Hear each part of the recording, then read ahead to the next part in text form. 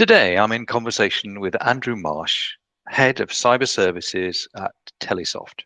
By way of introduction, Telesoft is a global provider of high throughput network visibility and cyber security solutions based in the UK.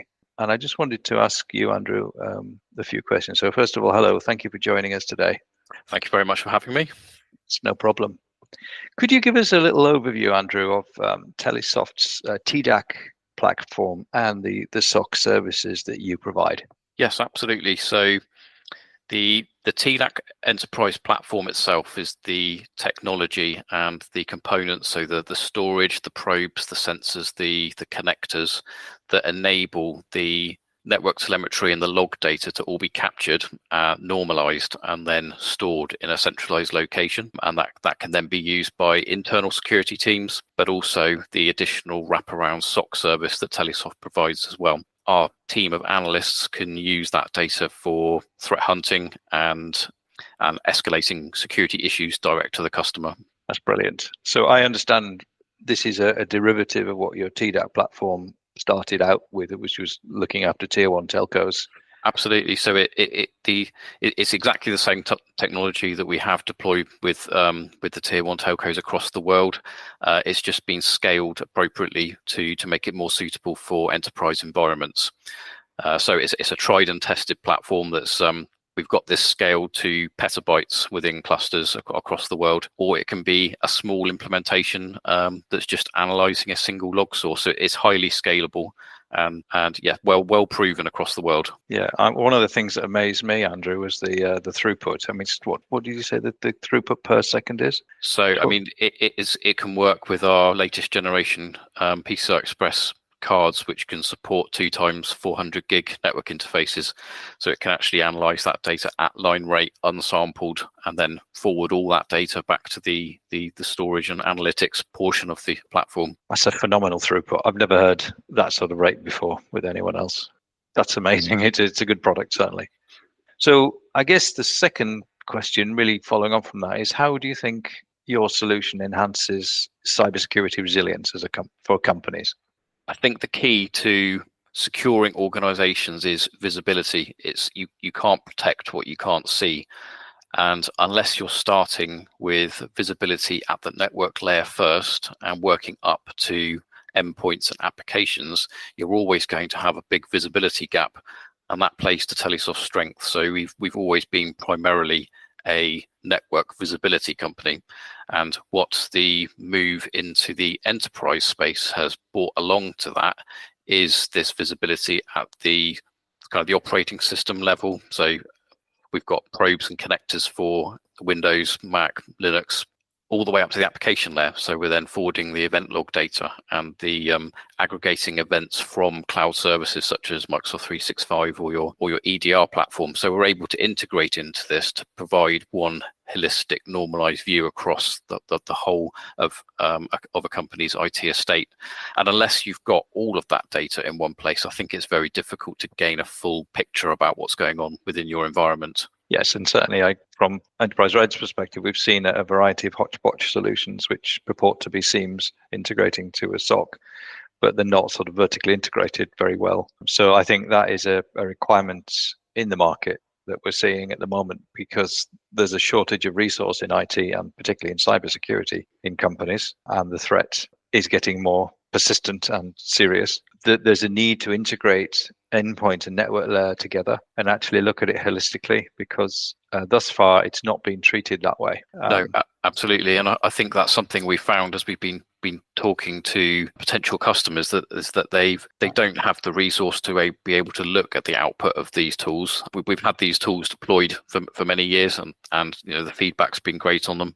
But as soon as you translate that to cybersecurity as opposed to telco, companies just don't have the manpower or the expertise to actually do that threat hunting and to be able to look at it 24/7, which is the key part to it. And that's where the whole kind of the service, that the SOC service that Telesoft provides, that's where that came from. It was that responding to customer feedback on that. Absolutely. No, I think the pedigree's there from what you do with telcos, and I think the application is interesting to look at it that way. So I guess the next question is going to be, what's the advantages of utilizing Telesoft services? So I think there's definitely a few advantages. So one of them is that the the technology we're using is proven at those high rates in tier one and governments across the world. So it's not something we've just designed just for enterprise. It's already been proven at those higher rates, and it's just been kind of re-engineered to work at enterprise rates. So it's not like we've designed an enterprise product and then scaled it up, which is very difficult to do. We've done it the other way around, which makes it a very resilient platform. Yeah, exactly. No, I can see that. I think the fact that you've got your scaling down from an enterprise grade telco, tier one telco solution is a good thing. You're not going the other way around. Absolutely. Yeah.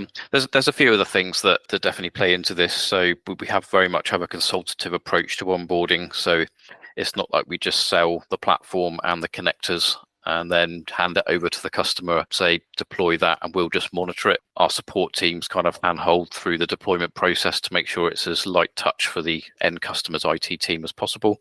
Yeah. And also it's about reviewing the environment as we're deploying. And, there may be cost savings to be had as we go through a customer's cloud environment. Actually, are you using all those servers? Do we need to deploy our sensors to them?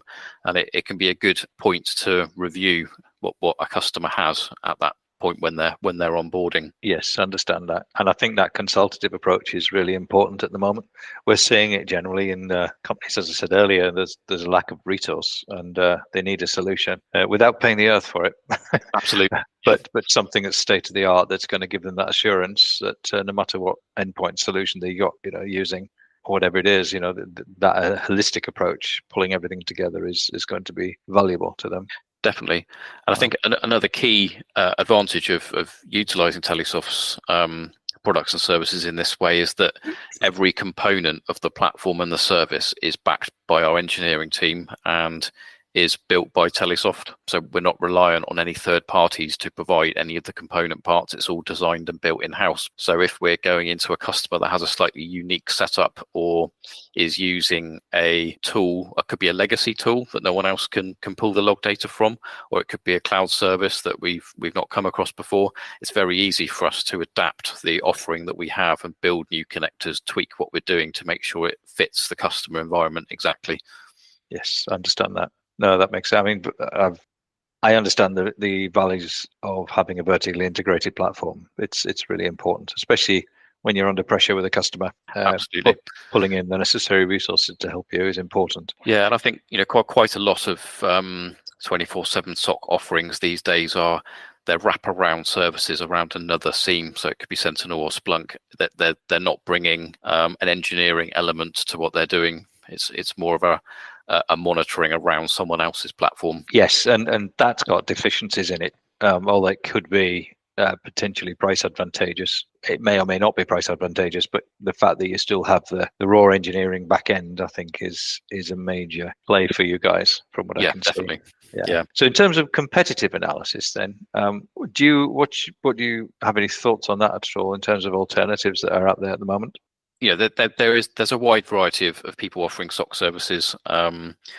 I think it really depends what's important to the end customer. So whether that's the location of the analyst. So for example, our SOC is only based in the UK. We don't follow the sun, and also data sovereignty. So because of the background we have with those telcos, it's always been very important where the log data and where the data is actually being stored. And so something that was key for us from the start is that we would always offer for the data to be stored within the customer's environment. So we don't backhaul anything to Telesoft, or we don't host things in the cloud where the data gets stored. It always stays with the customer. And I think that's definitely different to the way that a lot of other similar services operate. Yes, I agree. So GDPR considerations, is one of the major drivers for that. If it's on-prem within the environment, so you don't take it outside of their responsibility or sovereignty, as you say, then that makes a difference from the point of view of governance. Absolutely, yeah. Okay. And also from a technology perspective, I think we've been able to certainly match a lot of the key technologies that are out there. So the machine learning and the AI elements that we've brought to the service, we've been able to go above and beyond what has been provided by those other offerings. So we've looked at what they do, and then we've built something that either uses more data to train on, or I believe we've been able to improve on some of those elements provided by the competitors. That's really good. So could you explain a little bit about because AI is hot topic right now? It is, yeah. It's been around a while, but it's been suddenly a new surge of interest. Absolutely, yeah. So I think from the start, the SOC services that Telesoft provide have always been more about the analyst-led approach. So it's not been about relying on AI and machine learning to do the bulk of the work and then just having a human or an analyst review it. It's been the other way around. So the AI and the machine learning is there to support the analysts in what they're doing, and it's more about giving them a starting point for an investigation as opposed to relying on that to do the whole process. So we've built machine learning models that can do kind of everything from DGA domain detection to risk scoring on URLs that might be phishing, for example, or spike detection across the network traffic. So detecting potential DDoS or spikes in failed or successful logins. So we've got all of those features built in, and that kind of works alongside what our analysts are doing from a more manual threat hunting approach. Right. That's really good. I think, yes, AI is the future. Absolutely. And you definitely you can't run a SOC service now without having it in there. Definitely. It's just how you use it that's the important part. Yes, and there's a lot of FUD about AI. Absolutely. At the moment, particularly because if it's making a difference it's around productivity benefits and efficacy primarily. If you're trying to do more with less is what Absolutely. the key mantra is at the moment, particularly with budget constraints and resource constraints. You need to be smart about how you would address threats. Yeah, so we've definitely got two avenues of use for it. So we've got as you rightly say, the ability to make the analysts more efficient in what they're doing. So things like aggregating threat intelligence and providing that in reports, or prioritizing alert queues. That's both great uses for AI and machine learning. But then you've also got the use on the detection side as well. So like I mentioned with the spike detection or the DGA domain detection. So there's definitely two distinct uses for it. Yeah, that's really good. So in terms of costing then, what's your sort of take on cost considerations for the use of Telesoft within an organization? So a lot of competitors will base the pricing on the throughput, so the number of messages per second going into the SIEM or the solution. But we've found that that's actually quite a difficult metric to gather, and many people don't have a figure accurately to hand.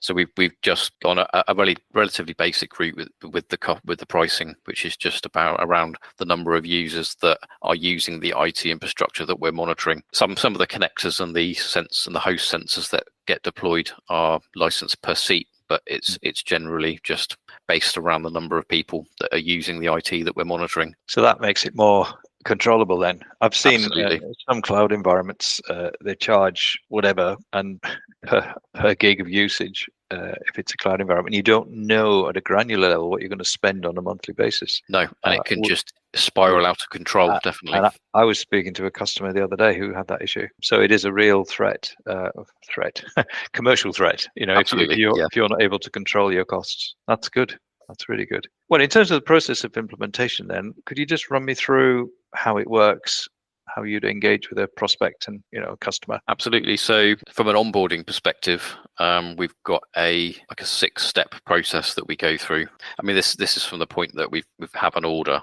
So we have a 6-point onboarding process. So it starts with the initial scoping and the design. So we get a good understanding of what the customer's infrastructure looks like, and then we work out how best to deploy the probes and the sensors to make sure we get maximum visibility. That is during that point that we normally do a bit of an assessment as well. So is there any kind of big gaps that we can identify at that point that will help the customer gain value from what we're doing quicker before we've even got to the point where we're monitoring them 24/7. That's really interesting. So it's like a sort of fast track type of implementation. Absolutely, yeah. I mean, you want to be demonstrating value as quickly as possible. I think that's first I've heard of that.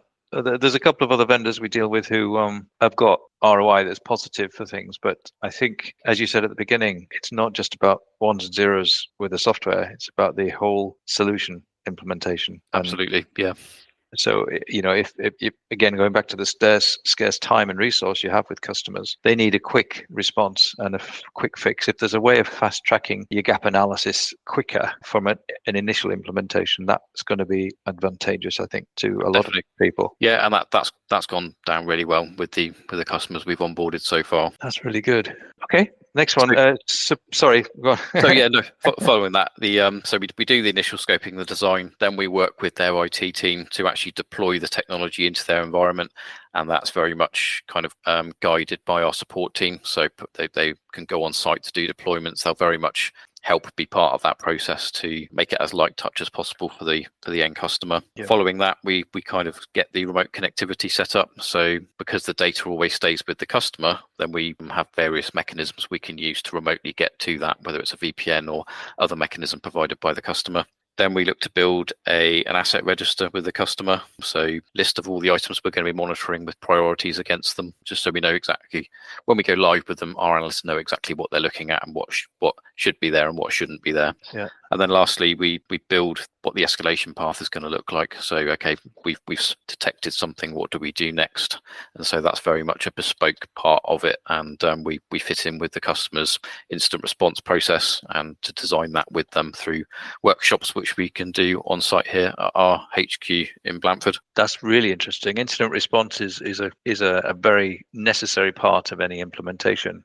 Absolutely, yeah. And what I've seen from vendors we deal with, most of it trying to be preventative. So you're looking to stop it from occurring, stopping the threat from hitting. But if something does get through, what do you do? So the incident response plan is crucial. And if that's linked, it's not just IT, it's linked to the full organization's capabilities as well in all functions. It is, yeah. And then the last step that we go through there is if we are providing a response for a customer, then the last part of the onboarding process is to define what that looks like. So what can we do? What can't we do? How are we going to do it? Those kinds of things. Yeah. Oh, that's really comprehensive. Thank you for that. So in terms of support and customer care, I guess you've been around a while now. So what could you explain a little bit about what you do there? Yeah, so the service is supported by our in-house customer support team. This is kind of split into two. So we've got the support on the TDAC platform itself, which is handled by our customer support team within Telesoft, which also is 24/7 support.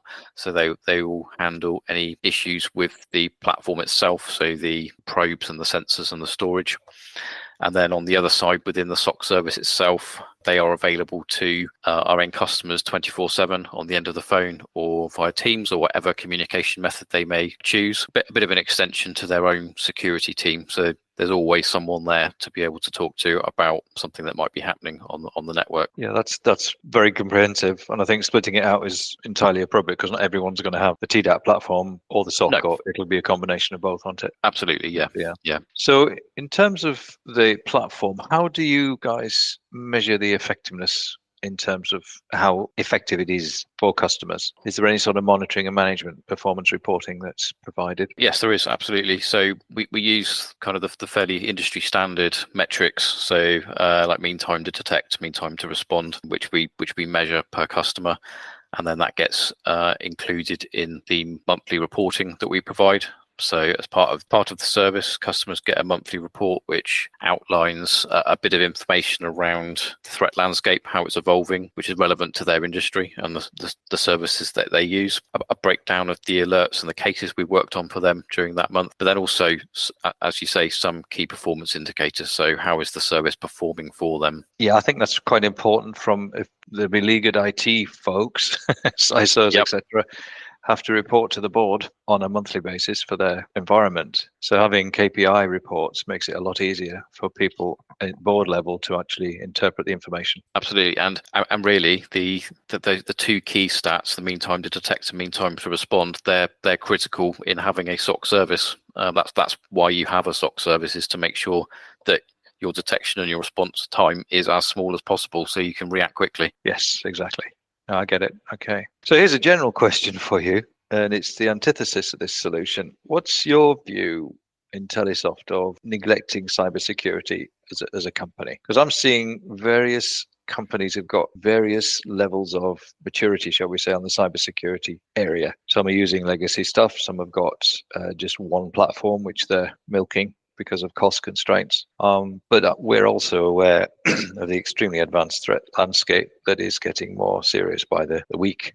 What's your view of this area, Andrew? I think, unfortunately, it's only something that's going to get worse as time goes on, and the threats that companies face are very real and they can have real impact.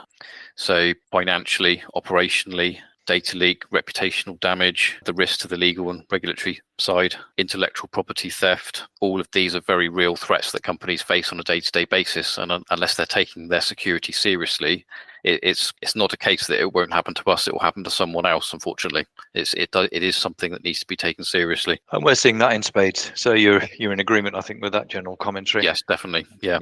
So I guess that was the end of my questions. Do you have anything more to add in terms of resources or anything further discussions or any further detail you think may be relevant for people listening? I think our analysts produce weekly threat bulletins each week, which are free to subscribe to on LinkedIn. So if people are interested in what's interesting our analysts each week and what they're seeing with their insight into what's going on, that's definitely something to sign up to and read. But also the other resources on our website explaining a bit more about what the services are and what Telesoft does as a wider picture, I think. Yeah, I think that's pretty good. I think having that follow up. Some other vendors we deal with have these weekly reports, or monthly actually in one case. But I think it's useful to see what's going on because it is a real time environment, pretty much, isn't it? It is, absolutely. And the analyst insight which they write into those weekly bulletins is written by our analysts, so it's giving real analyst insight into into what's happened that week in cyber, basically. Yes. Also, it's very, very similar to some of the content that we provide to customers as well. So customers will get weekly bulletins that are relevant to the industry and the services that they use, and that kind of all builds together quite nicely. That's fantastic. That's great. Well, Andrew, it's been an absolute pleasure talking to you. Thanks for your time this morning. Not a problem at all. Thank you. So this has been Enterprise Red in conversation with Telesoft. Don't forget to subscribe to our channel and listen out for the next episode. Thank you.